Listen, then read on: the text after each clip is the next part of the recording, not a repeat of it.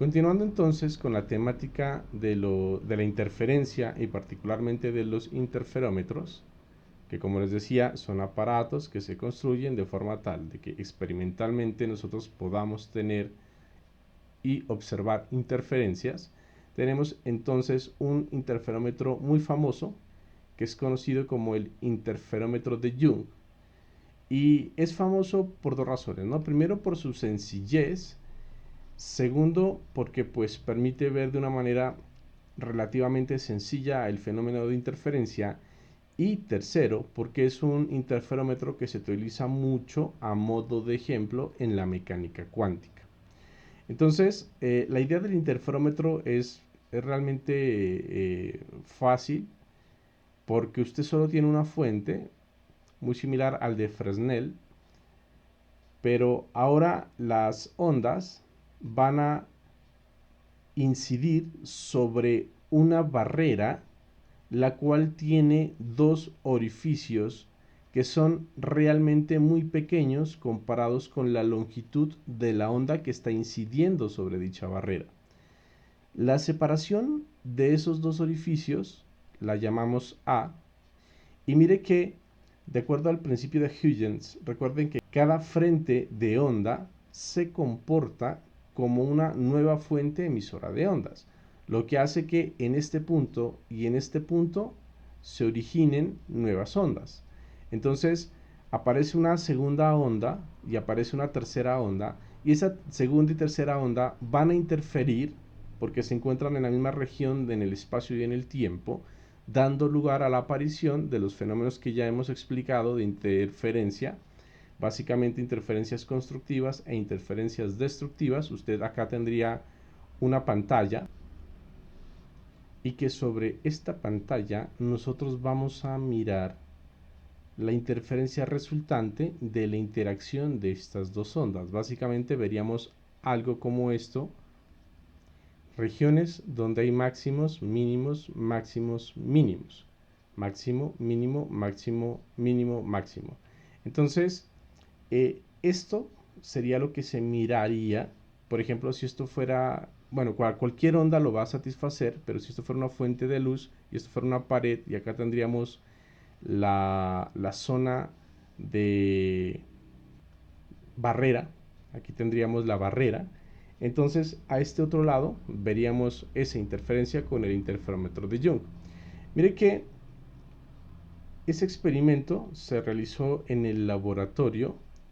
Hicimos este experimento con un CD, porque cuando usted coge un CD y le quita el papel que tiene el título del CD, simplemente deja el CD solamente con el vidrio con el que viene hecho. Entonces, internamente él tiene una serie de líneas que generan un patrón similar a este que estamos observando acá. Y cuando la luz incide sobre el CD, pues uno tiene fenómenos de interferencia. Y obtuvimos algo como lo que les voy a mostrar a continuación. Este es entonces el resultado que tuvimos en el laboratorio con el CD que les mencionaba. Se puede apreciar un patrón de interferencia que está incidiendo sobre esta pantalla. El láser incidía sobre el CD, aunque realmente no es la cosa más complicada del mundo. Usted puede imaginarlo: un láser incidiendo sobre un CD, y después del CD se coloca la pantalla, y entonces lo que observamos es este patrón, porque si no estuviera el CD, evidentemente al incidir el láser solamente observaríamos el punto central. Entonces el láser satisface esas condiciones. Es muy coherente porque tiene luz monocromática y las ondas que van a incidir ahí pues no van a desfasarse. Entonces, cuando esa luz láser incide sobre el CD, a diferencia de la situación en la que no lo hiciera, porque en esa situación solo veríamos el punto central, con el CD miramos este patrón de interferencia. Se pueden mirar los máximos, que es donde vemos los puntos rojos, y los mínimos, que es donde se mira las zonas oscuras. Aquí se mira la imagen de lado y un poquito más cerca. Aquí se ve el máximo central mucho más definido, y los otros máximos locales también con cierta definición, y las zonas o regiones oscuras, que es donde se estaría dando la interferencia destructiva, mientras que las zonas donde vemos los puntos rojos es donde tenemos interferencias constructivas. Entonces, esto es lo que nosotros podemos observar en el laboratorio. Para modelar matemáticamente este experimento, vamos a tener presente esta geometría. La idea es que esto sería la barrera que impide la normal propagación de las ondas. El láser o la fuente de ondas se encuentra hacia arriba, no nos importa realmente. El hecho es de que cuando un frente de ondas llega a esta región, como existen estas rendijas que son muy pequeñas respecto a la longitud de onda e inclusive respecto a la separación de las mismas, así se debe hacer experimentalmente para que esto funcione, entonces hace que esta rendija se vuelva una fuente y esta otra rendija se vuelva otra fuente.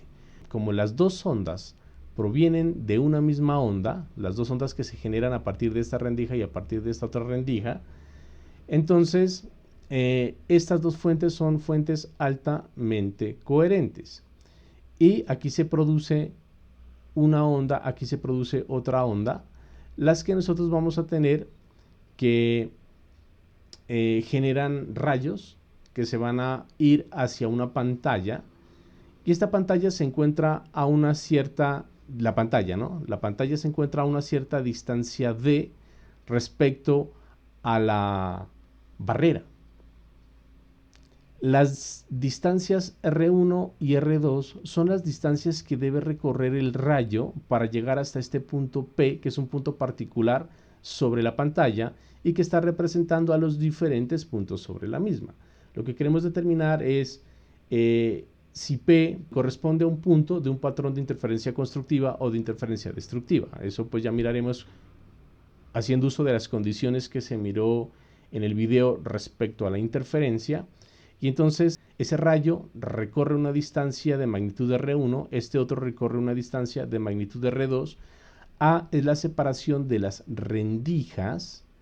Y entonces la geometría que usted está viendo aquí consiste en trazar desde S2 una línea que vaya de forma perpendicular hacia la línea que está formando el rayo R1.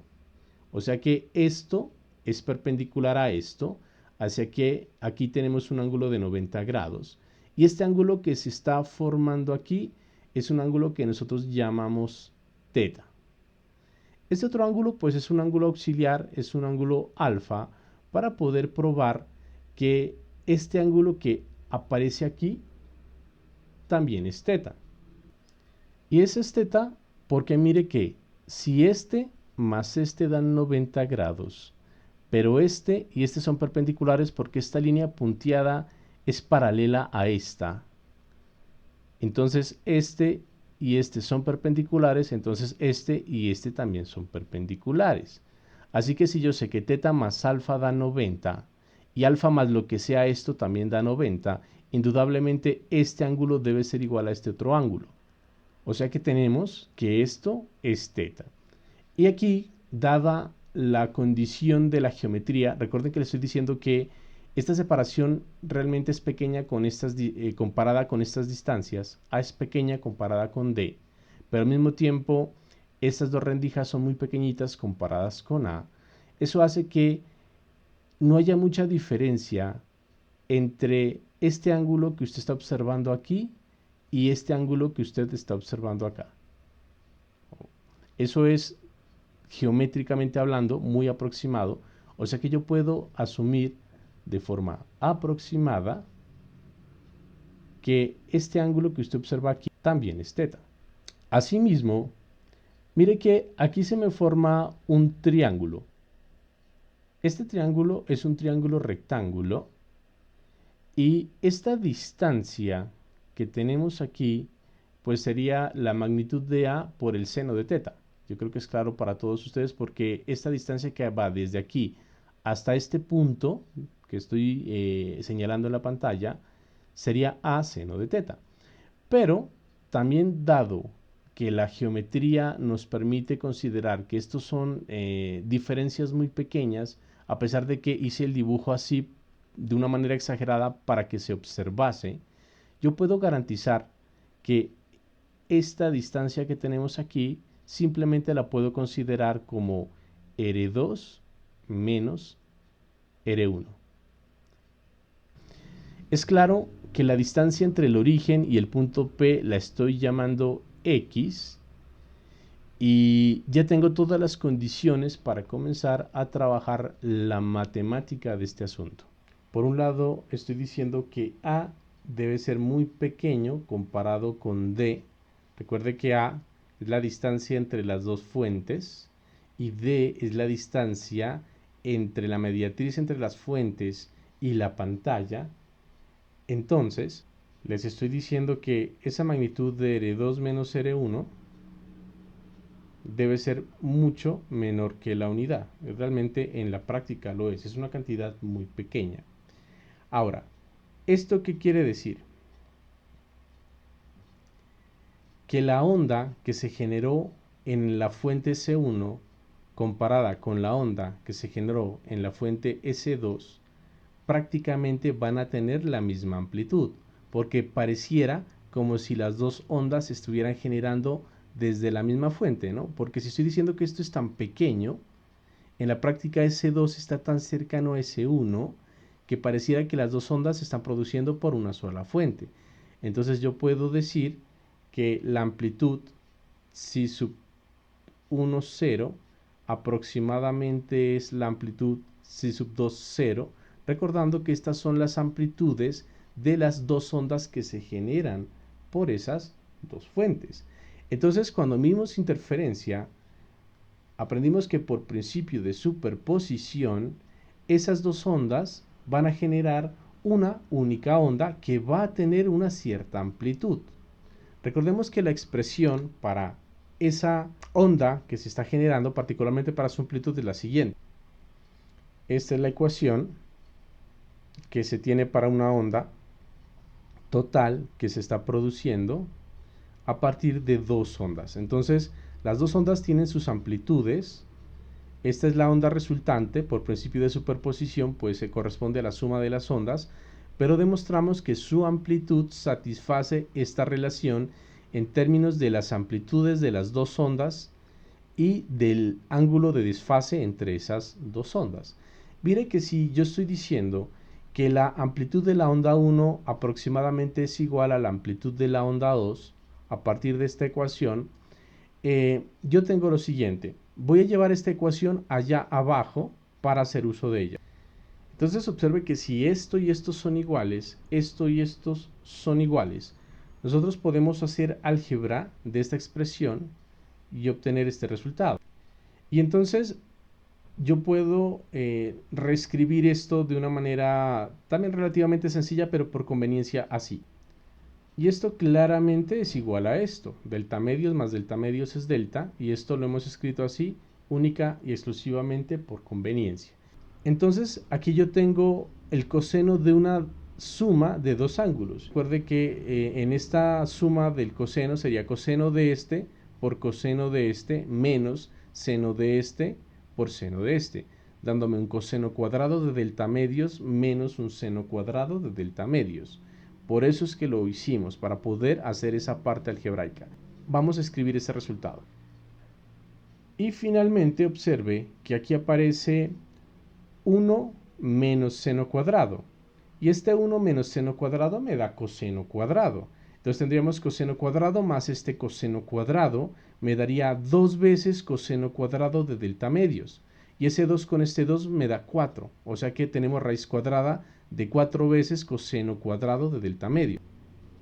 Y por lo tanto entonces podemos decir que la amplitud de la onda resultante es igual a 2 veces si sub 1 0 por coseno de delta medios. Esta amplitud que acabamos de obtener es la amplitud de la onda que veríamos sobre la pantalla en cualquier punto P. Por otro lado, también tenga presente lo siguiente. De la geometría yo les estoy diciendo que este valor es muy pequeñito, este lado de este triángulo es muy pequeñito, lo que hace que este ángulo θ también sea muy pequeñito. O sea que a θ va a ser una cantidad mucho menor que la unidad. Entonces podemos hacer la siguiente aproximación. Para ángulos muy pequeños, el seno de ese ángulo aproximadamente es igual a la tangente de ese ángulo. Y si nosotros volvemos nuevamente a la geometría, miramos que ahora tenemos otro triángulo rectángulo. Es claro que para este triángulo rectángulo que ahora vemos en verde, la tangente de θ sería el cateto opuesto, que es x, sobre el cateto adyacente, que es d. O sea que tangente de θ sería x sobre d. Ahora, por otro lado, el seno de θ es el cateto opuesto sobre la hipotenusa. Entonces, seno de θ es la magnitud de R2 menos R1 sobre A. Y entonces, haciendo el reemplazo de este seno de θ, que al mismo tiempo es igual a x por d, tenemos de la interferencia, veíamos también esto, que la diferencia de camino óptico se relaciona con el ángulo de fase por esta relación que tenemos aquí, que delta es igual a 2pi sobre lambda multiplicado por R2 menos R1. R2 menos R1 se relaciona con la diferencia de fase por medio de la relación 2pi sobre lambda por la diferencia de camino óptico, que en este caso pues le estamos escribiendo de esta manera, ¿no? R2 menos R1, porque recuerde que eso ahí arriba es la magnitud. La diferencia de camino que recorre un rayo respecto al otro debe satisfacer esta condición. Entonces yo puedo decir, basado en esto, delta sería igual a 2pi sobre lambda, que multiplica a por x sobre d, que entonces, reescribiéndolo para organizarlo, es así. Por otro lado, en términos de las energías, aprendimos que la intensidad de una onda es directamente proporcional al módulo al cuadrado de la amplitud de la misma. Entonces voy a hacer uso de esta relación que acabamos de encontrar acá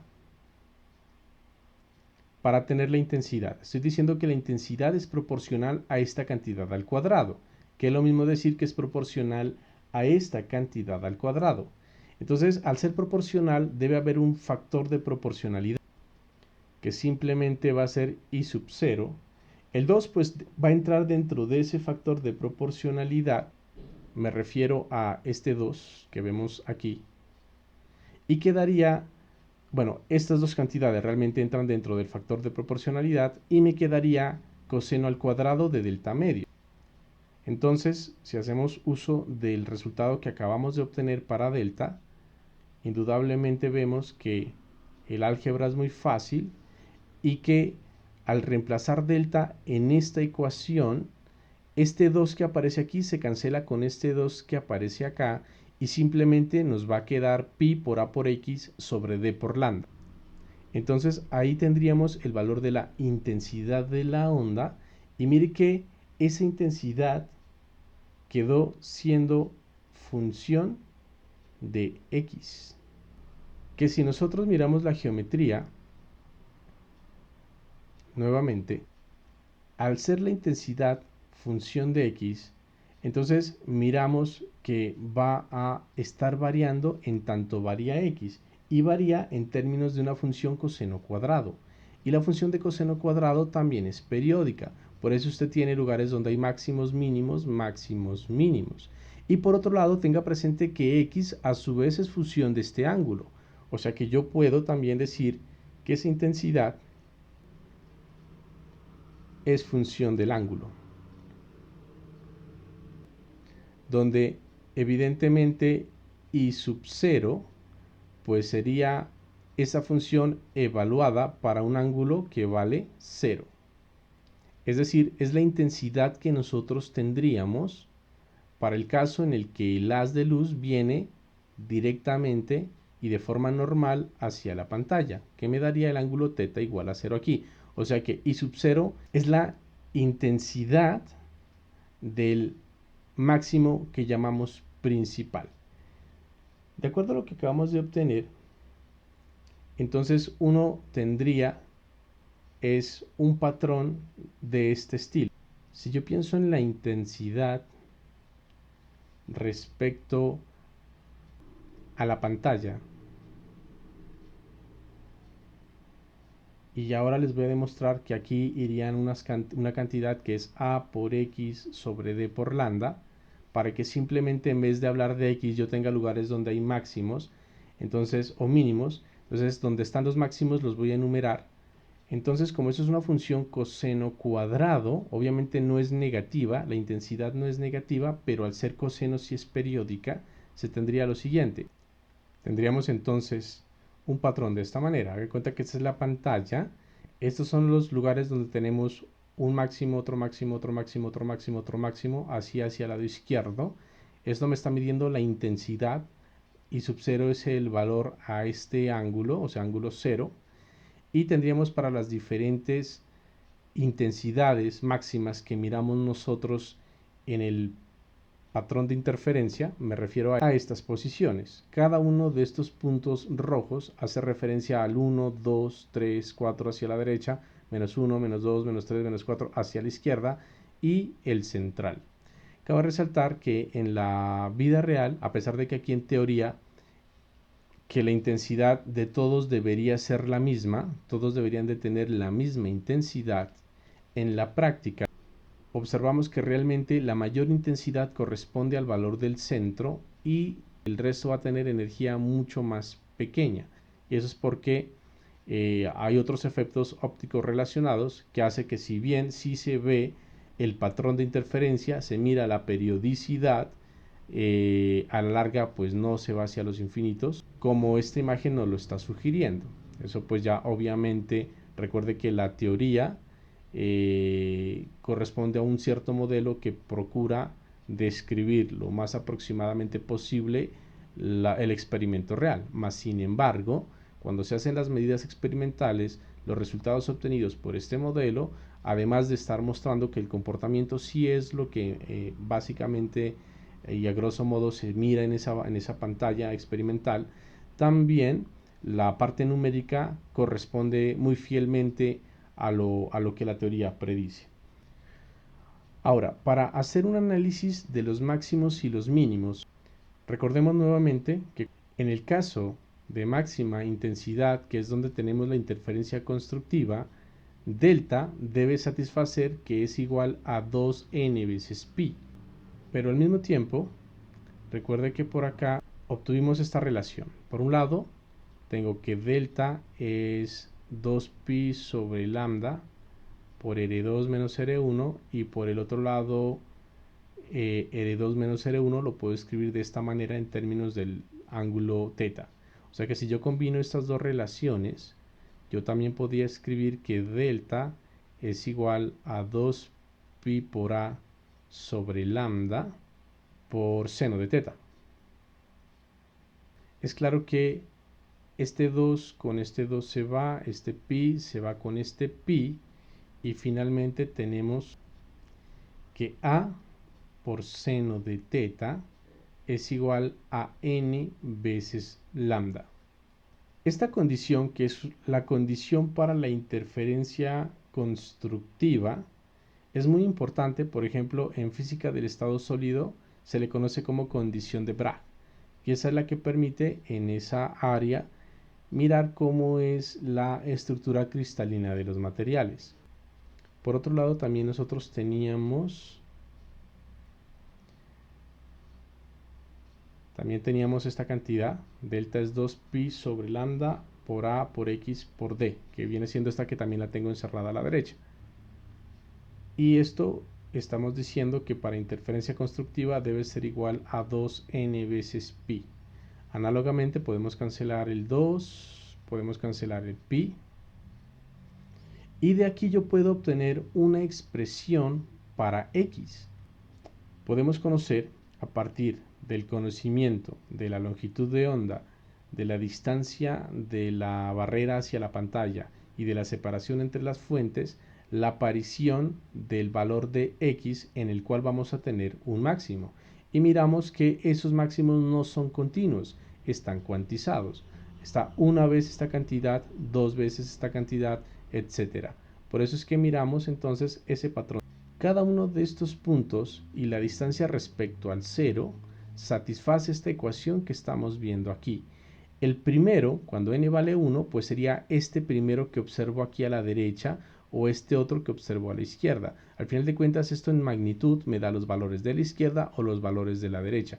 Pero experimentalmente yo puedo comprobar, conociendo estos valores de x, si esta relación es cierta. O inclusive, como ya sabemos que es cierta, o por lo menos en teoría vemos que sí lo es, yo podría entonces medir los valores de x que tengo aquí, la distancia a la pantalla la conozco, la longitud de onda yo la conozco, entonces yo puedo conocer cuál es la separación entre las dos fuentes. Por ejemplo, en el caso del CD que les estaba mencionando, que se hizo este experimento, yo puedo medir la separación entre las líneas que hay en el CD a partir de esta ecuación, porque experimentalmente yo mido la distancia que hay entre los máximos, yo las puedo medir, conozco la longitud de onda del láser porque el láser viene con ese dato, conozco la distancia hacia la pantalla porque la mido directamente y cojo por ejemplo el primero, para n igual a 1, mido esa distancia y despejo a. Aunque también podríamos hacerlo de otra manera. Yo podría mirar entre dos puntos máximos, por ejemplo, esta es la idea. Entre dos máximos puedo mirar cuál es la separación. Entonces yo puedo claramente calcular cuál sería la separación general entre dos máximos. Y es claro que este sería un x para un n más 1 menos x evaluado en un n. Ahí me daría esa diferencia. Entonces esto sería n más 1 por d por lambda sobre a menos n por d por lambda sobre a. Y claramente esto me da por resultado que delta x viene siendo igual a d por lambda sobre a.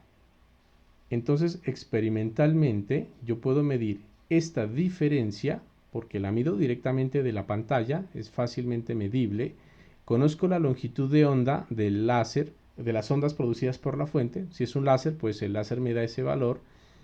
Y conozco la distancia a la pantalla. Simplemente es cuestión de despejar el valor de A y conocer entonces cuál es la separación entre las rendijas, ¿no? Recuerde que hay la separación entre las rendijas.